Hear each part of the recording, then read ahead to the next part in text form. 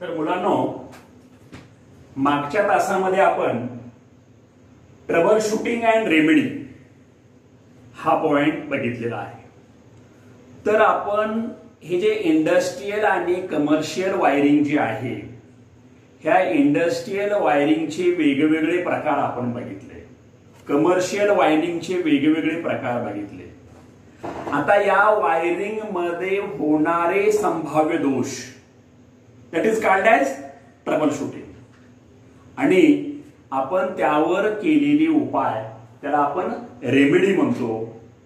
तर trouble shooting and remedy म्हणजे wiring मध्ये संभाव्य दोष कोणते होतात आणि त्यावर उपाय कसा करायचा किंवा त्याचे कॉजेस का असतात, कारण का असतात, हे आपल्याला मागच्या तासाला आपण थोडे बघितलेलं आहे. तर या वायरिंग मध्ये मुख्य 5 प्रकारचे फॉल्ट होऊ शकतात. पहिला आहे ओपन सर्किट फॉल्ट, दुसरा आहे शॉर्ट सर्किट फॉल्ट, तिसरा आहे लिकेज फॉल्ट, चौथा आहे अर्थ फॉल्ट आणि 5वा आहे फ्यूज ब्लोन आउट. तर अशा 5 प्रकारचे फॉल्ट किंवा दोष आपल्या या इंडस्ट्रियल किंवा कमर्शियल वायरिंग मध्ये होत असतात. दॅट इज अ संभाव्य दोष, आणि यावरती उपाय म्हणजे रेमेडी. तर आपल्याला हे दोष कसे शोधायचे? समजा या 5 पैकी आपल्याला एक दोष झालेला आहे. पहिला दोष आपल्या वायरिंग मध्ये झालेला आहे ओपन सर्किट दोष, आणि हा दोष आपल्याला वायरिंग मधला काढायचा आहे आणि तो टेस्ट लॅम्पना काढायचा आहे. सिरीज टेस्ट लॅम्प, 2 वायर, त्याला आपण पिन आणि 2 टेस्टिंग लीड्स लावतो, आपण त्याला सिरीज टेस्ट लॅम्प म्हणतो. तर हा जो आहे हा वायरिंग डायग्राम आहे. यामध्ये 2 लोड आहेत, लोड आणि त्याचे 2 स्विच आहेत, आणि इथं हा मेन बोर्ड आहे. या मेन बोर्डामध्ये हे फ्यूज आहे, फेज वायर मध्ये फ्यूज आपण इथं काढलेला आहे, हे न्यूट्रल आहे, आणि हे एक लोड किंवा एक लॅम्प आहे. या लोडचं किंवा लॅम्पचं हे इथं स्विच आहे, ज्याला आपण बटन म्हणतो स्विच, आणि पुढचा लोड आहे हा दुसरा लोड आहे, आणि इथं याचं हे स्विच आहे. हे आपली एक वायरिंगचा सिंपल डायग्राम तुम्हाला काढून दाखवलेला आहे. घरामध्ये समजा 2 लोड आहेत आणि या 2 लोडचे 2 स्विच आहेत. तर या वायरिंग मध्ये हे बोर्ड मेन बोर्ड आहे, तुम्हाला सांगितलंय. या मेन बोर्ड आणि हे 2 लोड आणि त्याचे कंट्रोल स्विच. या वायरिंग मध्ये आपल्याला समजा ओपन सर्किट फॉल्ट शोधायचा आहे, तर तो कसा शोधायचा? टेस्ट लॅम्प द्वारे शोधायचा. मग आपण टेस्ट लॅम्प घ्यायचा, हा टेस्ट लॅम्प आहे, त्याला इथं सप्लाय द्यायचा. सप्लाय देण्याच्या अगोदर या टेस्ट लॅम्पचं एक टोक फेज वायरला जोडायचं. वायरिंग मध्ये जे किटकेट असतं त्या किटकेट काढून कडला ठेवायचं. KitKat is blown out. त्यानंतर या सिरीज टेस्ट लॅम्पचं दुसरं टोक न्यूट्रल वायरला जोडायचं. लक्षात का? पहिलं वायर फेजला जोडायचं टर्मिनल, दुसरं न्यूट्रलला जोडायचं, आणि काय करायचं? हे लोड आहेत असेच ठेवायचे, लोड चालू ठेवायचे, लोड बंद ठेवायचे नाही, आणि हे स्विच ऑफ ठेवायचे. सुरुवातीला दोन्ही स्विच ऑफ ठेवायचे, आणि टेस्ट लॅम्पला सप्लाय द्यायचा. टेस्ट लॅम्पला सिंगल फेज सप्लाय दिल्यानंतर या टेस्ट लॅम्पकडे बघायचं, आणि त्यावेळी पहिलं स्विच ऑन करायचं. पहिलं स्विच ऑन केल्यानंतर जर हा टेस्ट लॅम्प ग्लो झाला, प्रकाशित झाला, तर समजायचं ओपन सर्किट फॉल्ट नाहीये. ओपन सर्किट फॉल्ट कशाला म्हणतो आपण? वायरिंग मध्ये कुठं वायर तुटली, ब्रेक झाली, किंवा कुठले जोड असतात, हे जोड जर कट झाले किंवा जोड निघाले, त्याला आपण ओपन सर्किट फॉल्ट म्हणतो. या वायरिंग मध्ये हा पाईप आहे, आणि पाईप मध्ये फेज न्यूट्रल वायर आहे. हे आपल्याला वरून दिसणार नाही, कुठं तुटलं, कुठं भंज पावलं, ब्रेक झालं, हे वरून दिसणार नाही. फक्त आपल्याला बोर्ड हा दिसत असतो. म्हणून ह्या बोर्डावरती टेस्टिंग घ्यायची, आकृतीमध्ये दाखवल्याप्रमाणे जोडणी करायची, आणि टेस्ट लॅम्पला सप्लाय द्यायचा. पहिलं बटन ऑन केलं त्यावेळेस आपला पहिला स्विच जर हे टेस्ट लॅम्प जर लागलं तर त्यावेळी समजायचं एवढ्या या मंडळामध्ये एवढ्या वायरिंग मध्ये ओपन सर्किट फॉल्ट झालेला नाही. त्यानंतर दुसरं बटन ऑन करायचं, त्यावेळेसही हा बल्ब जर प्रकाशित झाला तर आपल्याला या दोन्ही लोड मध्ये जी वायरिंग जी आहे या वायरिंग मध्ये ओपन सर्किट फॉल्ट नाही असं समजायचं. समजा हा बल्ब नाही लागला, bulb does not glow, when open circuit fault is find out, first terminal connect to the phase wire and second terminal connect to the neutral wire and to give the supply for test lamp. Then to give the result or determine the result, when lamp is glow, then fault will be does not occur in this wiring. But this lamp is does not glow, then the fault will be occur in this wiring. म्हणजे ज्या वेळेस हा bulb लागतो, प्रकाश होतो, त्यावेळेस या wiring मध्ये कुठेही दोष नाहीये, म्हणजे ओपन सर्किट फॉल्ट नाहीये समजायचं. आणि हा बल्ब नाही लागला तर या वायरिंग मध्ये कुठं का होईना ओपन सर्किट फॉल्ट झालेला आहे असं समजायचं. तर अशा प्रकारे आपण पहिला दोष हा ओपन सर्किट फॉल्ट आपण या टेस्ट लॅम्प द्वारे काढायचा. आलं सगळ्या लक्षात. त्यानंतर आपल्याला दुसरा दोष जो आहे हा शॉर्ट सर्किट दोष,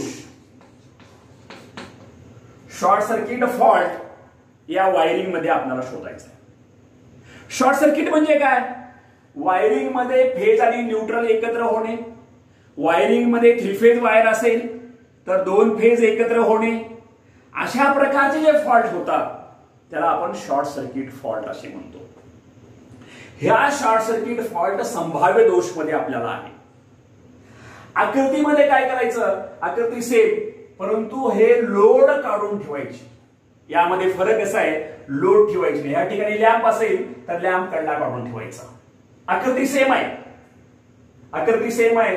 हा लॅम्प आपण पहिल्या आकृतीमध्ये लावला होता, परंतु ह्या वेळेस हा कडला काढून ठेवायचा, म्हणजे आपला लोड डिस्कनेक्ट करायचा. In this figure load will be disconnect.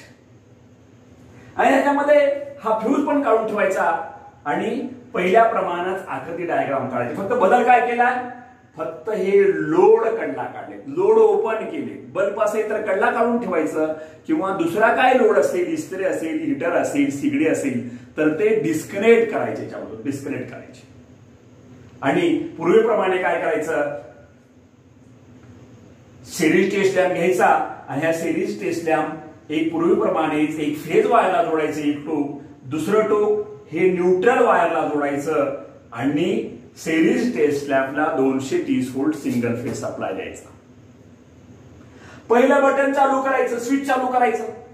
Switch चालू झाल्यानंतर हे जर सिरीज टेस्ट लॅम्प दिलेला सप्लाय या स्विच द्वारे इथं डिस्कनेक्ट असतं, परंतु जर फॉल्ट झाला असेल, जर हे 2 वायर एकत्र जोडले असतील तर तुम्हाला हा लॅम्प ग्लो होतो, प्रकाशित होतो.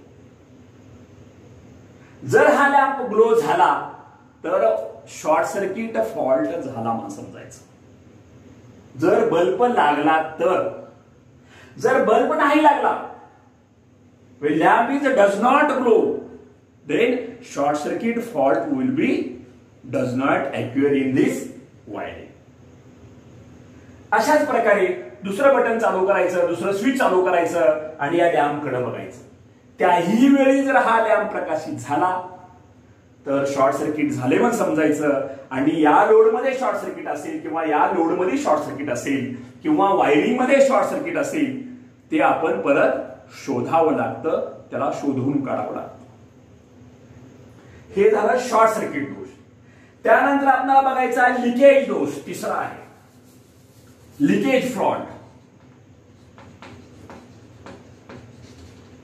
लिकेज फॉल्ट, लिकेज म्हणजे माहित आहे की ग्राउंडला करंट जाणे कोणत्या का होईना रूपानं. जर ग्राउंड करंट लिकेज होत असेल फेज मधून किंवा न्यूट्रल मधून तर त्या फॉल्टला आपण लिकेज फॉल्ट असे म्हणतो. When in wiring circuit, current will be through in a ground. That fault is called as leakage fault.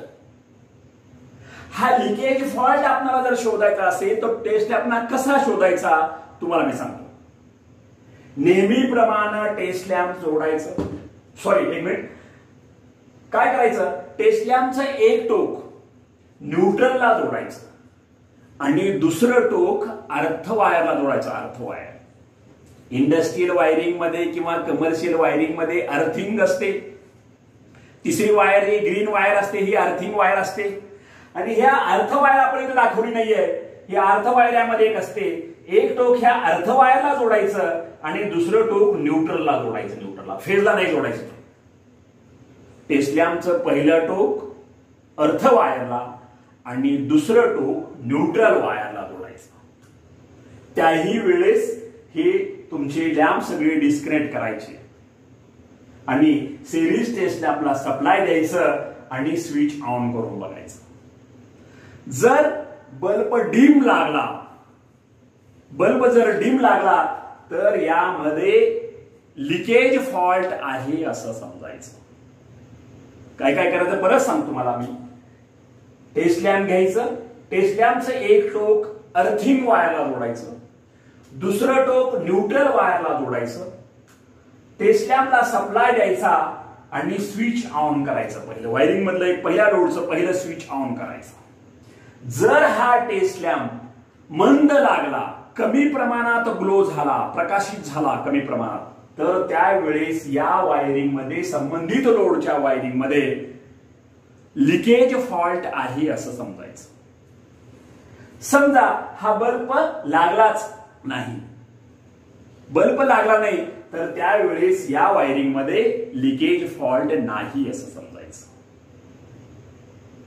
तसंच पुढलं लोड बघा, पुढचं स्विच चालू करत बघा.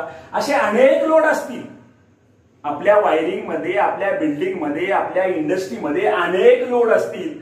तर प्रत्येक लोडसाठी असं चेक करून बघायचं.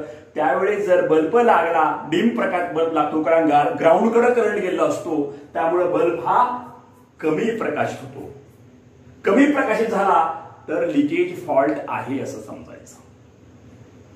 आणि समजा बल्ब नाही लागला त्यावेळेस फॉल्ट, लिकेज फॉल्ट नाही मग समजायचं. Leakage fault will B find out first to give the test lamp, and first terminal is connected to earth wire, green wire, and second terminal is connected to neutral wire and give the supply for test lamp. And to see the result of brightness of lamp, when test lamp is a glow dimly, then fault will be, leakage fault will be occurring in the wiring, and the test lamp will be does not glow, then this wiring fault will be does not occur. तर अशा प्रकारे आपल्याला तिसरा जो fault तुम्हाला मी सांगितला, जो leakage fault, wiring मध्ये जे लिकेज फॉल्ट होतो तो या टेस्ट लॅम्प द्वारे शोधायचा. आता पुढला फॉल्ट आहे, चौथा फॉल्ट आहे अर्थ फॉल्ट. अर्थ फॉल्ट आपल्याला बघायचा आहे. अर्थ म्हणजे जमीन. आपल्या वायरिंग मध्ये जे अप्लायन्सेस असतात, ज्या मशीन्स असतात, ज्या मोटर्स असतात, या मोटरला प्रत्येकाला मेटल बॉडी असते. कुठली का होईना अर्थ वायर, कुठली का होईना वायर, सॉरी फेज वायर असेल किंवा न्यूट्रल वायर असेल, ही जर ब्रेक झाली आणि ती आपल्या बॉडीला जर स्पर्श करत असेल तर त्या अर्थिंगद्वारे करंट जमिनीकडे जातो. हा जो दोष आहे या दोषाला अर्थदोष किंवा अर्थ फॉल्ट असे म्हणतात. आणि वायरिंग मधला हा जो अर्थ फॉल्ट आहे हा आपल्याला टेस्ट लॅम्प द्वारे शोधायचा आहे, सिरीज टेस्ट लॅम्प द्वारे. कोणता फॉल्ट आहे? अर्थ फॉल्ट. अर्थ फॉल्ट म्हणजे आपल्या मोटरमध्ये, आपल्या अप्लायन्सेस मध्ये, आपल्या लोड मध्ये फेज किंवा न्यूट्रल करंटद्वारे बॉडीमध्ये उतरलेला करंट अर्थिंग वायरद्वारे जमिनीकडे जात असेल तर तो जो फॉल्ट निर्माण होतो त्या फॉल्टला आपल्याला काय म्हणायचं, अर्थ फॉल्ट असं म्हणायचं. आणि हा अर्थ फॉल्ट आपल्याला या टेस्ट लॅम्पद्वारे शोधायचा आहे वायरिंग मधला. हे सगळं आपण वायरिंग मधलं शोधतोय, वायरिंग मधले फॉल्ट आपण काढतोय. तो चौथा फॉल्ट आहे आपला अर्थ फॉल्ट. तर यामध्ये काय करायचं, पूर्वीप्रमाणेच टेस्ट लॅम्प घ्यायचा. टेस्ट लॅम्पचं एक टोक बॉडीला जोडायचं. जे आपल्या अप्लायन्सची बॉडी असते, मोटरची बॉडी असते, या बॉडीला एक टोक जोडायचं आणि दुसरं टोक हे अर्थ वायरला जोडायचं. फेज वायर असते, न्यूट्रल असते आणि अर्थिंग असते. तर ग्रीन कलरची जी वायर आपल्या वायरिंग मध्ये असते त्याला आपण अर्थिंग वायर म्हणतो. ही अर्थिंग वायरला एक टोक जोडायचं सप्लायचं आणि दुसरं टोक आपलं अप्लायन्सच्या मेटल बॉडीला जोडायचं आणि सिरीज टेस्ट लॅम्पला सप्लाय द्यायचं. त्यानंतर या टेस्ट लॅम्प कडे बघायचं. जर टेस्ट लॅम्प एकदम ब्राईट प्रकाशित होत असेल, test lamp will be glow brightly, then earth fault will be appear in this wiring. जर आपला टेस्ट लॅम्प या प्रत्येक लोडसाठी आपण जर चेक करत असेल त्यावेळेस जर टेस्ट लॅम्प हा ब्राईट पेटला, एकदम प्रकाशित झाला, तर त्यावेळेस त्या वायरिंग मध्ये, संबंधित लोडच्या वायरिंग मध्ये अर्थ फॉल्ट आहे असं समजायचं. आणि टेस्ट लॅम्प नाही प्रकाशित झाला तर आपल्या संबंधित अप्लायन्सच्या, संबंधित मोटरच्या, संबंधित मशीनच्या वायरिंग मध्ये अर्थ फॉल्ट नाही असं समजायचं. तर अशा प्रकारे तुम्हाला या प्रत्येक अप्लायन्सेस, प्रत्येक मोटर्स, इंडस्ट्रीमध्ये किती अप्लायन्स असतील, प्रत्येक अप्लायन्सेसच्या वायरिंग मधील तुम्हाला हा अर्थ फॉल्ट शोधता येतो, तो टेस्ट लॅम्पद्वारे. शेवटचा आपल्याला एक फॉल्ट आहे fuse blown out. Fuse blown out. आपल्या वायरिंग मध्ये शॉर्ट सर्किट झालं असेल किंवा लिकेज जास्त प्रमाणात फॉल्ट असेल किंवा ओपन सर्किट फॉल्ट असेल किंवा ओव्हरलोड झाला असेल, त्यावेळेस आपली वायरिंग जास्त करंट घेते, प्रमाणापेक्षा जास्त करंट घेते. आपला अप्लायन्सेस म्हणजे वायरिंग म्हणजे फ्यूज. त्यावेळेस आपल्या या फ्यूज मधलं जे मेल्टिंग धातू असतो, फ्यूज वायर जी असते, ती वायर आपली ब्रेक होते, ती वायर आपली मेल्ट होते. त्या फॉल्टला आपण काय म्हणतो, फ्यूज ब्लोन आउट. तो आपला फॉल्ट फ्यूज वरून किंवा आपल्या सहजासहजी ऑब्झर्वेशनवरून आपण तो बघता येतो आणि आपल्याला तो शोधता येत असतो. तर अशा प्रकारे आपल्या या इंडस्ट्रियल किंवा कमर्शियल वायरिंग मध्ये 5 प्रकारचे संभाव्य फॉल्ट होत असतात आणि ते आपल्याला या टेस्ट लॅम्पद्वारे शोधता येतात. याची टोटल आकृती, प्रत्येकाची आकृती आपल्याला वेगळी काढता येईल. तुम्ही काय करायचं, मी तुम्हाला एकच आकृती समोर दाखवलेली आहे. त्यामध्ये तुम्ही काय करायचं, प्रत्येक वेळेस वेगवेगळा फॉल्ट दाखवून प्रत्येक वेळेस वेगळी आकृती काढायची. पहिल्या ह्याच्यामध्ये लोड इन ठेवायचे, दुसऱ्या तिसऱ्यामध्ये लोड हे डिस्कनेक्ट करायचे असतात. त्याप्रमाणे तुम्हाला आकृत्या ह्या काढाव्या लागतात. तर अशा प्रकारे हा व्हिडिओ इथं संपलेला आहे.